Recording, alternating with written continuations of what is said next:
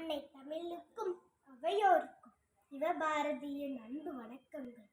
கற்க கசட கற்பவை கற்றபின் நிற்க அதற்கு தக என்ற குறளிற்கு உதாரணமாக திகழ்ந்தவர் சுவாமி விவேகானந்தர்.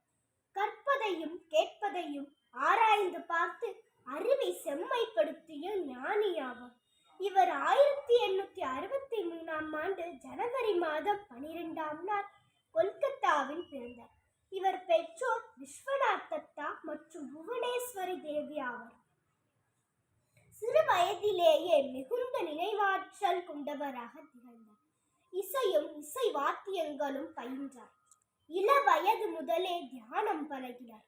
ஆசிரியர் பாடம் சொல்லித் தரும்போது கண்களை மூடியவாறு அமர்ந்திருப்பார் என்றாலும் ஆசிரியர் கற்பிக்கும் பாடம் முழுவதையும் அச்சு பிசக்காமல் அப்படியே மனத்தில் பதிய வைத்து விடுவார்.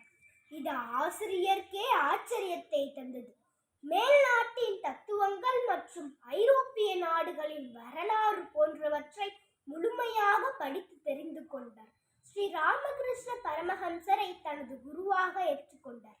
ஸ்ரீ ராமகிருஷ்ணரின் மறைவுக்கு பிறகு விவேகானந்தர் துறவியாக மாறினார். இந்தியாவின் அனைத்து பகுதிகளில் கலாச்சாரம் மற்றும் பண்பாட்டு போன்றவற்றை அறிந்தார். விவேகானந்தர் போற்றுவதற்குரிய துறவியாவார்.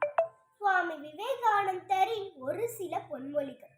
முதலில் நீங்கள் உங்களை கைப்பற்றுங்கள், பிறகு இந்த ஒட்டுமொத்த பிரபஞ்சமும் உங்களுடையதாக மாறும். பயம்தான் நமது மோசமான எதிரி. கீழ்ப்படிய கற்றுக்கொள், கட்டளையிடும் பதவி தானாக உன்னை வந்து அடையும் என்று